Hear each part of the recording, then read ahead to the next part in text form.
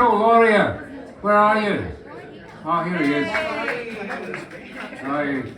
Go.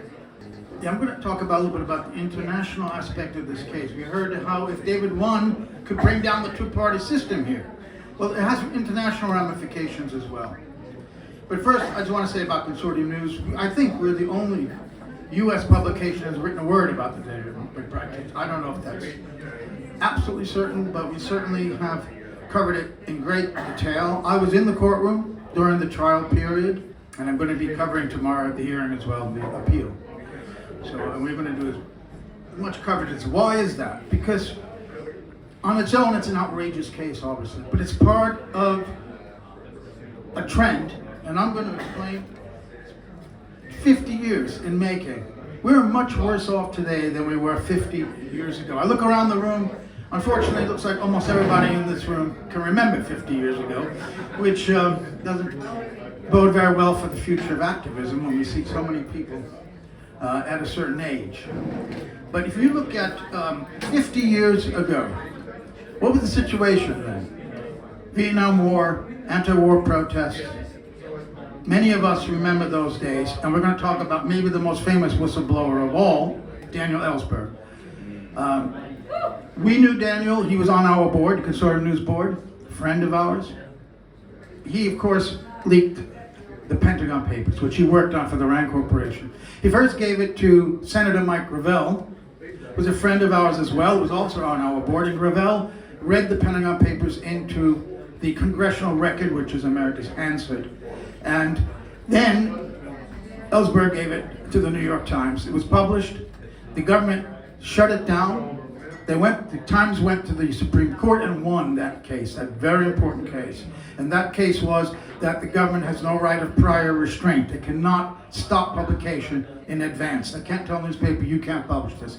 However, after publication, they could arrest anyone they wanted to if it broke the Espionage Act. And that, of course, is what happened in Julian Assange's case. It was after publication. So the government can't stop you from publishing, but once you do, they can prosecute you for breaking the espionage law. Now, I want to illustrate just how far we've fallen in 50 years. When Julian Assange's extradition hearing was going on in London, we were there in the courtroom one day, we watched the rest of it online, and there was testimony from the case in Spain of this security company in Spanish that were spying on his privileged communications with his lawyers and with his doctors inside the Ecuadorian embassy in London. And we heard these incredible abuses. I wrote to Daniel Ellsberg and I told him what had just come out. And he said, that's it, he's going to be released. Why? Because Ellsberg was let off when prosecutorial misconduct was revealed in his case. They tried to bribe the judge with the FBI directorship. And they, of course, went into Daniel Ellsberg's psychiatrist office and stole files there to try to dig up dirt on him. Once that became known, the case was over. He was free.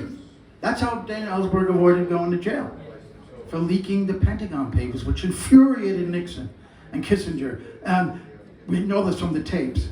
He was free because of the misconduct. So when Ellsberg heard that they were going to try to kidnap or kill Julian Assange, that they listened in and recorded his conversations with his lawyers, the government that was prosecuting him, that he had to walk free. Well, he didn't.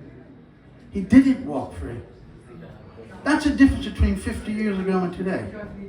And when you also consider this, there were two major massacres of U.S.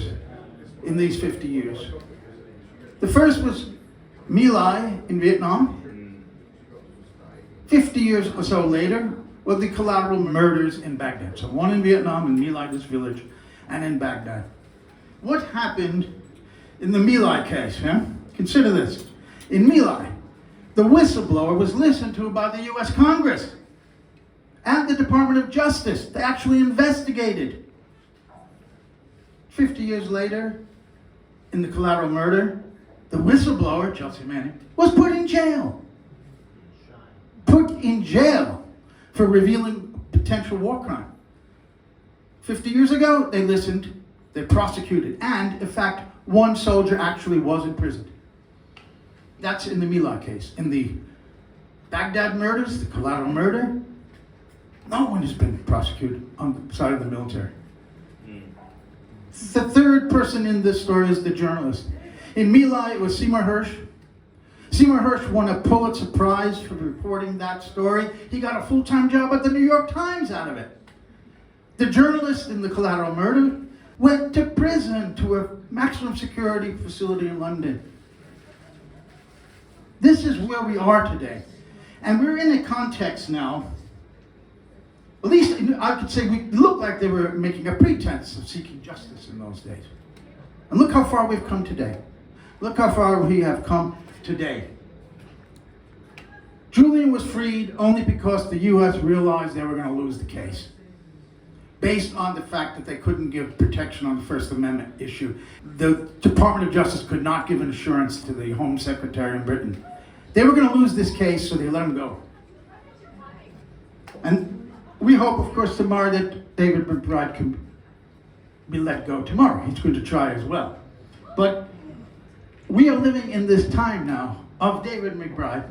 We're living in a time of Annette Latouf, of Mary Kostakidis, of this suspicious anti-Semitism explosion that's gone around this country, that has led to a law that could imprison someone for making someone feel unsafe because of speech. This would not have been possible 50 years ago. I'm just asking. I don't really know, but it seems to me that we had a more freedom to speak out against the genocide, against the war in Vietnam. People were not criminalized. Look at the students in Columbia University and other universities in the United States. Riot police arrested them, took them off campus. Many of them are not allowed to complete their education. Donald Trump wants to kick out of the country any foreign student who has protested the genocide on American university campus.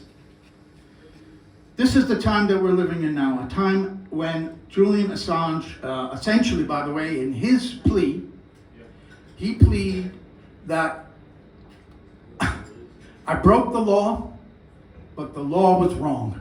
That's essentially what he said. And what did that mean? Yes, technically, the Espionage Act, as it's written, says no one, even a journalist, can possess without authorization or disseminate without authorization defense or classified information. Certainly, Julian Assange possessed classified information. Certainly, every national security reporter in the United States every day is handling classified information. They could prosecute if they want. As I said, the Espionage Act, the government cannot stop a newspaper from publishing before, but after publication, they can arrest you and prosecute you based on the way the Espionage Act is written right now. And that's what they did with Julian Assange, but the problem is the law is wrong, it's unconstitutional, because there is the First Amendment, which allows journalists to publish material. You can't steal it, but if it's given to you, even if it was stolen, you have a right to publish that.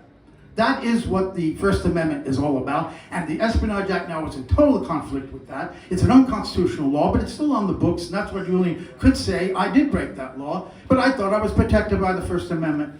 So he kept his integrity, and he had to plead something, and he did. Technically, he broke that law. Julian has not put other journalists in danger. There's a misconception here. When you plead something, there is no legal precedent there. They can't put another journalist in jail saying, because Julian Assange agreed to that. No, that has to be a conviction in front of a jury. That never happened. Now, politically, that's a bad role? Yes, but Julian, I think, has not compromised to put other journalists in the future in any jeopardy whatsoever by that. David's law, and of course, Eddie could speak to this, the Nuremberg principle is what has already been brought up here. Does he have a duty to the public, or only a duty to follow the orders? And this is the essence of the case here. It's exactly like Julian. The law is wrong, even if he broke it technically. So let's hope, if there's a victory in the David McBride case, it will have enormous repercussions, because we're living in a time right now of extraordinary repression in all of the Five Eyes countries. We not only have those university students being arrested for protesting the genocide, we've got a terrorism act in Britain where several people we know, who are also on our board, like Craig Murray, Richard Medhurst, who have been stopped at the border arriving in Britain and questioned and detained. Why? Because of what they've written, what they've said about Israel. because they criticized them. They are under, for 24 hours, Medhurst was under arrest, and they've raided his house now in Austria. The British and got the Austrian police to go after him and raid his house. We have a reporter, a writer for us, Scott Ritter, one of our writers. The FBI raided his house. This, I cannot believe 50 years ago would be as common as it's become right now. Back then we would have tried to imagine what would it have been like to have lived during the McCarthy era. I don't think we have to imagine that anymore. And I don't think it's paranoia to say it. I resisted this for a long time, saying that we're, that we're living in that same kind of time. And we are. We are. So when you look at the Terrorism Act in Britain, this repression here with this new hate law here in Australia, when you see what happened to Julian Assange, and of course what's happened to David McBride, these all are a package, in my view, of the Five Eyes countries. And they share with each other intelligence, and I believe also they are very worried, in particular, about the fact that the public now has means to express themselves that they did not have 50 years ago on social media and on independent media like Consortium News and so many others that have risen up. This is a whole new element here. The mainstream media, which is in league with the established order, is losing control of the story. People are getting their own voices. And they need to stop that if they want to preserve their own interests, their own privileges. And that's all it's about. Their lifestyle. They want to keep the lifestyle going and shut the rest of us up. And we won't let them if we can. So tomorrow, we're going to come out. We're going to have a rally for David. I'm going to be in the courtroom reporting on that. Let's hope there's some progress, because if there is, we will have enormous repercussions, as I'm saying, in all of the Five Eyes countries. There has to be a victory. There has to finally be victories. There's got to be a tipping point where we win and they lose. Thank you.